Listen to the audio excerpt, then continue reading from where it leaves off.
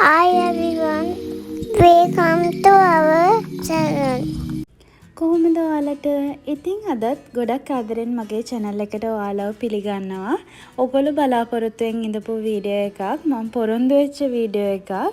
ඉතින් අද වීඩියෝ එකෙන් කතා කරමු බබාට සුදුසු මාළු වර්ග මොනවාද? ඒ අතරින් යකඩ බහුල මාළු මොනවාද? සහ වෙළඳ පොලෙන් තෝරගන්නකොට මොනවාද සැලකිලිමත් වෙන්න ඕන කාරණා ගෙදර ගෙනාවහම අපි ඒක ස්ටෝර් කරගන්නේ කොහොමද කියලාත් අපි අද බලමු.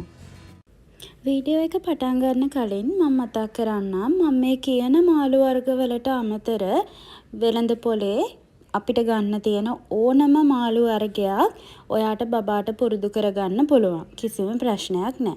ඉතින් ඒ වුණත් අපි අර පුරුදු වෙලා ඉන්නවා චූටි බබෙක්ට නම් මේ දේවල් මේ මාළු දෙනවා නම් හොඳයි. ඒ වගේ දේවල්. ඉතින් අන්න එහෙම තෝරගත්ත මාළු කීපයක් ගැන තමයි මම අද කතා කරන්නේ. නමුත් Tamanට කැමති නම් වෙළඳ පොලේ තියෙන ඕනම මාළු වර්ගයකට බබාව පුරුදු කරන්න පුළුවන්. පළවෙනි මාළු වර්ගය පරා මාළු, 2 තෝර මාළු, 3 ගල් මාළු, 4 හාල් මැස්සෝ, 5 හැඬැල්ලෝ, 6 බලයා, 7 කෙලවල්ලා. මේ අතරින් බලයා කෙලවල්ලා කියන්නේ බීෆ් මටන් තරමටම යකඩ බහුල මාළු වර්ගයක්. ඉතින් වැඩිපුර අපිට බලයා කෙලවල්ලා වගේ මාළු බබාට දෙන්න පුළුවන්. එතකොට ඔයගලන්ට හිතෙයි මේ බලයා කියන්නේ ගොඩක් උෂ්ණ මාළු වර්ගයක් නේ. ඉතින් ඇයි මේ හැමදාම දෙන්න කියන්නේ බබාට? එහෙම නෙවෙයි මම කියන්නේ.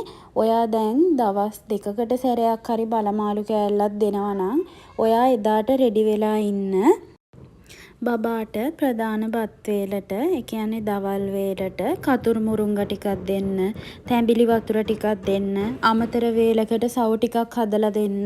ඒ වගේ මේ බලමාළු කෑල්ල දෙන දවසට ඒ ටික රෙඩි කරගන්න.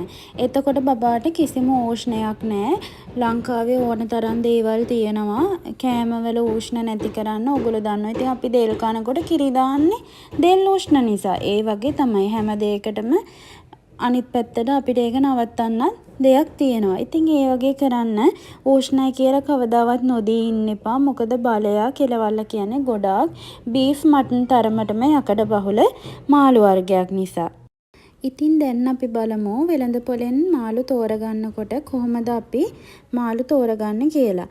ඉතින් කෝරියා ගන්නවා නම් මාළුවගේ හැට ලේ බැහැලා තියෙන්න බෑ. ඇහැ සුදට තියෙන්න ඕනේ. පෙති කපලා ගන්නවා නම් මෙන්න මේ වගේ හොඳට ලේ පාටට තියෙන්න ඕන. ඔයාලට පේනවනේ මම මාළු ගෙනාපු ගමන්ම පොඩි දේසියකට දාලා ඔයාලට පෙන්වන්න ඕන නිසාම මේ තියාගත්තා. ඉතින් බබාට ගන්න කියලා ඒගොල්ලන්ව දැනුවත් කරන්න. එතකොට අනිවාර්යෙන්ම ඒගොල්ලෝ හොඳ මාළු කෑල්ලක් ඔයාට දෙනවා. ඉතින් දැන් මං හදන්නේ මාළු ටික කපා ගන්න.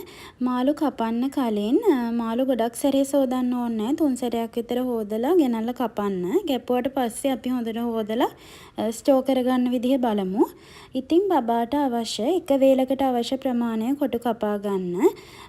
මම කපා ගන්නවා මෙන්න මේ වගේ ප්‍රමාණය. මොකද මේක තැඹිලා එනකොට මීට වඩා පොඩ්ඩක් පොඩි වෙන නිසා.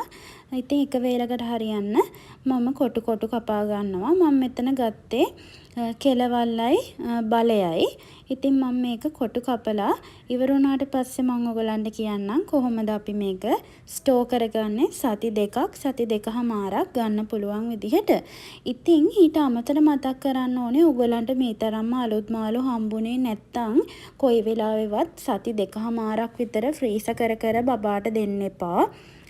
අවම සතියක් තියාගන්න මේ විදිහට ස්ටෝර් කරලා ඊට වැඩි කාලයක් තියාගන්න එපා. ඉතින් මට හම්බුන විදිහට ඔයාලටත් හොඳ මාළු හම්බුනොත් බය නැතුව සති දෙකමාරක් අපිට තියාගන්න පුළුවන්.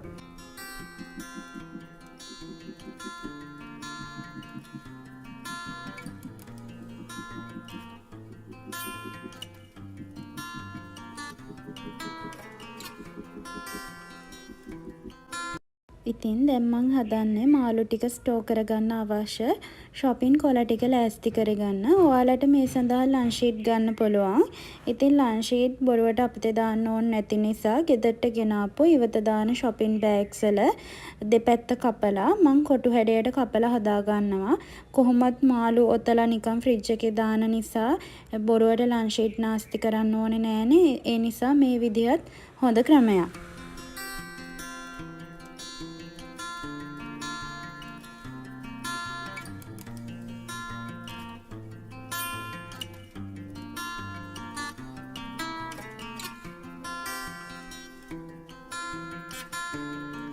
මම එක කොලයක කෑලි ගොඩක් ඔතන්නේ නැහැ. ඉතින් මේ තරම් පොඩි කොලයක් මට ප්‍රමාණවත්. මොකද කෑලි 3ක් වගේ හිටින්න තමයි මම ඔතාගන්නේ.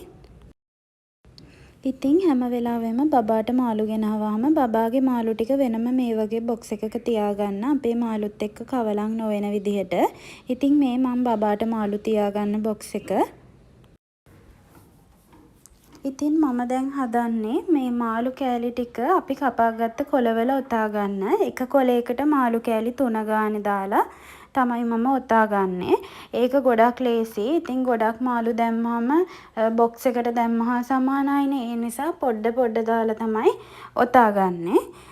මෙතනදි කියන්න ඕනේ මේ විදිහට ඔතා ගත්තාම අපිට ගොඩක් ලේසි. නැත්තම් අපිට වෙනවා අයිස් මාළු වලට පිහිටුඩකින් අනලා මාළු කෑල්ල ගලව ගන්න. නැත්තම් මුළු පෙට්ටියටම වතුර ටිකක් දාලා ඒක පෙඟෙන්න තියලා මාළු කෑල්ල ගලව ගන්න. ඒ වගේ දේවල් කරලා තමයි මාළු කෑල්ල ගලව ගන්න වෙන්නේ. එතකොට පිහිටුඩෙන් අනිනකොට බොක්ස් එක ඩැමේජ් වෙනවා. එහෙම නැත්තම් මාළු එකට නිතරම වතුර දදා හැමදාම උදේට මාළු කෑල්ල ගන්න මාළු එකට වතුර දදා පොඟවනකොට මාළු එකේ තියෙන ගුණයත් යනවා. සහ මාළු එක ගොඩක් දවස් තියාගන්නත් බැරි වෙනවා. ඒ නිසා මේ විදිහට පාර්සල් හදලා ස්ටෝර් කරගත්තාම අපිට පුළුවන් අපිට අවශ්‍ය මාළු කෑල්ල උදේ නැගිට ගමන්ම මේ පාර්සලේ එළියෙන් තිබ්බනම් මාළු කෑල්ලේ තියෙන අයිස් ටික දිය වෙලා ගිහිල්ලා මාළු කෑල්ල බුරුල් වෙලා තියෙනවා. එතකොට අපිට අවශ්‍ය මාළු කෑල්ල අරගෙන අනිත් දෙක ඒ විදිහටම වතුරේ දාන්න නැතුව ඒ විදිහටම ඔතලා ආයෙත් ස්ටෝර් කරගන්න පුළුවන්. ඉතින් මෙහෙම මාළු තියාගත්තාම බය නැතුව සති 2මාරක් මම බබාට මාළු තියාගෙන දෙනවා. කිසි ගැටලුවක් නැහැ මම වගකීමෙන් කියන්නේ. ඉතින් මං හිතනවා මේ වීඩියෝ එකත් ඔයාලට ගොඩාක් වැදගත් වීඩියෝ එකක් වෙයි කියලා. මේ වීඩියෝ එක බලපු ඔයා මගේ channel එකට අලුත් කෙනෙක් නම් අපේ channel එක subscribe කරන්න අමතක කරන්න එපා. bell icon එක click කරලා like එකකුත් වීඩියෝ එකට දාලා යන්න. ඉතින් මේ වගේ තවත් වටින වීඩියෝ එකක් අරගෙන එනකම් පරිස්සමෙන් ඉන්න. ගිහිල්ලා එන්නම්.